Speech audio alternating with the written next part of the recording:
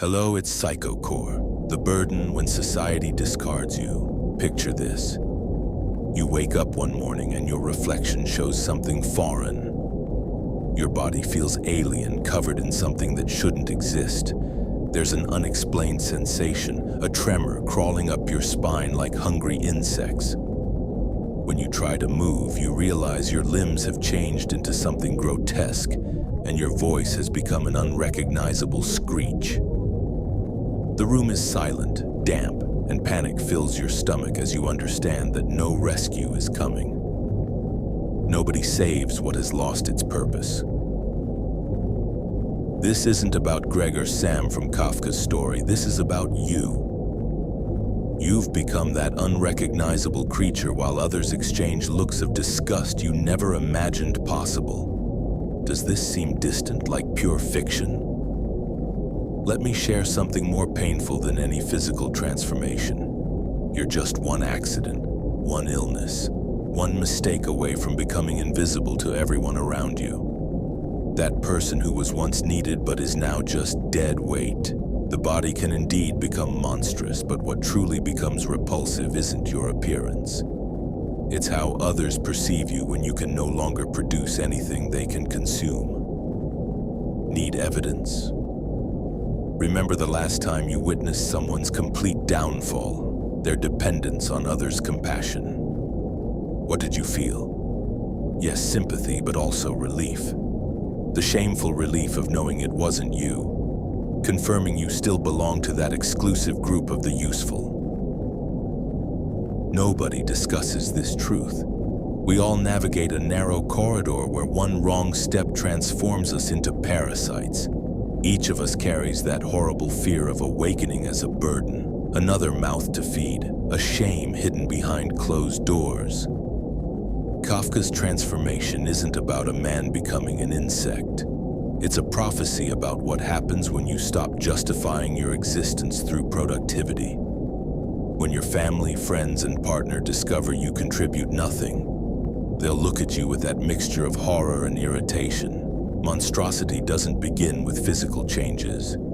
It starts in the eyes of those watching you. There's no more devastating transformation than becoming irrelevant. Feel that chill down your spine, that anxiety telling you this isn't fiction but a mirror. What will you do when you must face yourself and discover that despised creature was always waiting its turn? When you no longer serve, when you become that uncomfortable presence nobody wants to acknowledge, you experience the most silent violence. Not explicit aggression or direct threats, but something far more devastating: indifference. Nobody prepares you for becoming someone who no longer contributes, becoming a shadow, tolerated out of duty.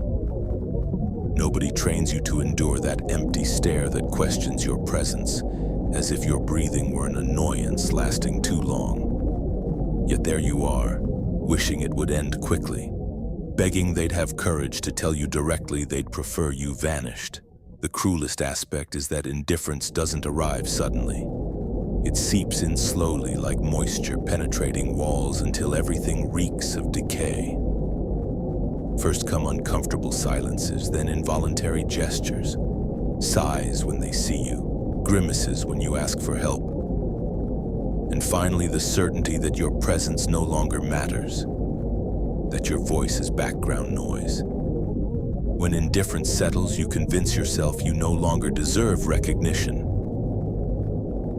You begin crumbling internally, questioning whether you were ever truly important, or if it was all a lie sustained by utility.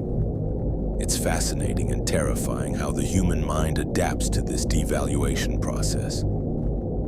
Initially, you fight desperately to prove you're still needed, striving to find new ways to be useful, to justify your space and earn attention. But when every attempt is ignored or treated as annoyance, something breaks inside you. Your dignity shrinks, your will dissolves, and your identity becomes a weak echo of what it once was. Kafka understood this before psychology named it. He knew that when usefulness evaporates, only guilt remains. That dirty guilt telling you you're occupying space that doesn't belong to you. Consider this. How many people do you know who keep pretending they have purpose just to avoid facing the truth that they're no longer needed? How many live in perpetual theater, performing useless gestures and superficial conversations just to delay the evidence of their dispensability? The fear of irrelevance is so powerful we're capable of self-betrayal just to maintain an importance facade. The irony is that this desperate struggle moves nobody. When you no longer serve, your effort doesn't inspire respect, only discomfort. There's something even more perverse. How society disguises contempt with courtesy. They fill you with empty words, phrases that sound compassionate but are graves disguised as compliments. Don't worry, it will pass. You'll see how soon you'll recover. Take your time. These are epitaphs from those who want you to step aside without making noise. They're the polished version of a brutal message. We don't know what to do with you. If you think I'm exaggerating, look around. See how many elderly people languish in nursing homes set aside like broken furniture. See how many sick people live trapped in guilt for needing others. See how many unemployed endure daily poison of feeling superfluous. This isn't science fiction. It's the true metamorphosis, the passage from person to burden, from subject to object, from life to nuisance, the most devastating part. Nobody talks about this openly. We prefer to sweeten the narrative, invent euphemisms, pretend everything is natural cycle. But behind every sugar-coated phrase hides the same truth Kafka revealed in his story. When you stop producing, affection fades. Identity becomes an empty shell people avoid touching. And you, listening now with discomfort and curiosity, should ask yourself something nobody dares. If tomorrow you lose your function, who will stay? Who will remain when your presence is no longer profitable? In that unanswered question lies the most primal anxiety humans can feel. Not fear of death or failure, but the certainty that one day you'll wake up transformed into something everyone wants to forget. This is the real monster, not the deformed body or broken voice, but the indifference that settles in hearts of those who once claimed to love you. That silent metamorphosis turning affection into weariness, respect into pity, companionship into obligation. The darkest part is that you'll convince yourself you deserve that fate. When everyone looks at you as less than human, you believe it. While you sink into that certainty, something more disturbing happens. Your own mind begins conspiring against you because the metamorphosis isn't only external. Every thought that once kept you standing becomes distorted. Every memory of your worth gets contaminated by suspicion that maybe it was never real. You wonder if your identity was always built on shared illusion, a collective lie that worked as long as you contributed something useful to others' machinery. When everything collapses, your brain needs explanations, even the most ruthless ones. Thus is born the most toxic internal dialogue you'll ever have. That voice repeating that you were a fraud, that your worth always depended on what you could do for others, not who you were. Notice how that voice doesn't sound distant? We all harbor terror of discovering our existence depends on staying functional. If you cross that invisible line from necessary to irrelevant, you'll learn another brutal lesson. The most heartbreaking loneliness isn't lived in empty rooms, but surrounded by people pretending you still matter. There's a detail almost nobody notices when reading the metamorphosis. It's not just that Gregor transforms into an insect. His family undergoes their own metamorphosis, changing roles from needing him to enduring him. You believe you're immune, convincing yourself this will never happen because you have strong bonds. But if Kafka's story proves anything, it's that affection is always under suspicion. Even the strongest relationships have microscopic cracks that expand when usefulness disappears. Look at any deep crisis, economic collapse, prolonged illness, loss of defining status. See how people change faces, how priorities reorder, how affection becomes increasingly selective. Life shows you that most of what you believed unconditional has an expiration date. They call it pragmatism, survival. But it's fear. Fear of being contaminated by your failure, fear of discovering your fate might mirror their own future. Imagine that everything you're valued for today, your talent, strength, money, problem-solving ability, evaporates overnight. Visualize awkward conversations, avoided looks, visits becoming infrequent until they disappear. Life strips you down with exquisite cruelty, then shows you the truth nobody admits publicly. When you can't give anything, most won't stay to keep you company. But here's something more disturbing than indifference: the relief of those who leave. When you disappear from the equation, when you're no longer a living reminder of existence's fragility, those who once surrounded you feel miserable, almost animal relief. It's the peace of thinking they've been freed from the possibility of becoming you. That relief is so dark nobody admits it. But if you listen carefully, you can hear it in every sigh of someone walking away while you stay behind. The most disturbing part?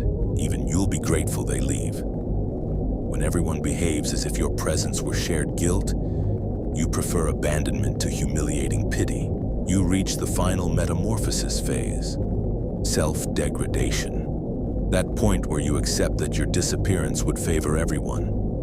The human mind can convince itself of the darkest ideas when the environment validates that narrative. While listening to this, you might think this sad story only happens to others, that you're somehow exempt. But that's the most dangerous fantasy. Nobody is safe from irrelevance metamorphosis.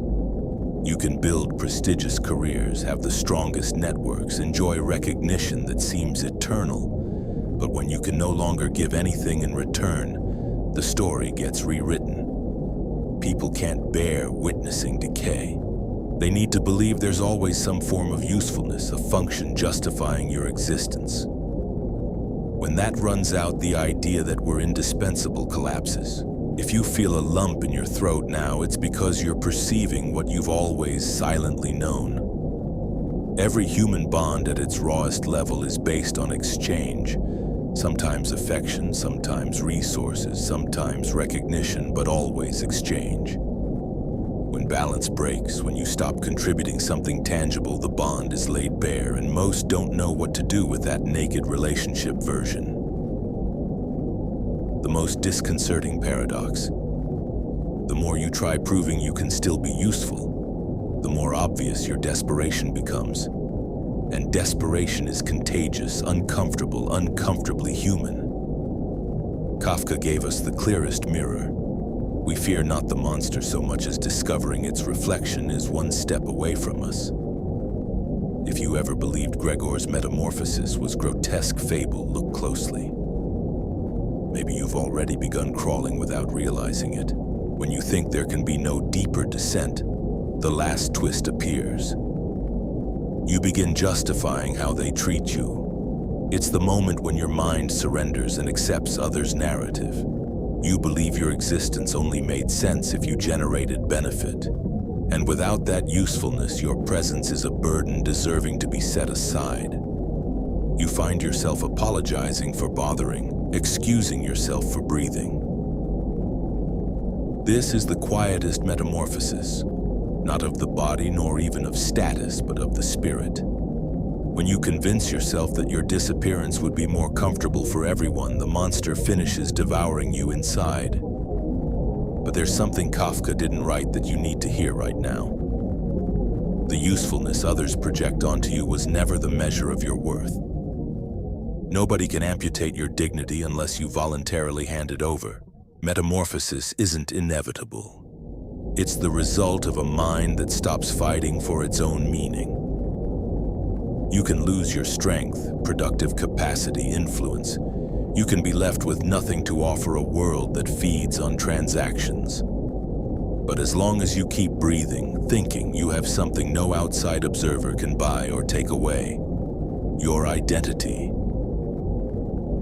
The real challenge isn't keeping your place when you're useful. It's keeping it when everything you gave has evaporated and only what you are remains without embellishments or excuses.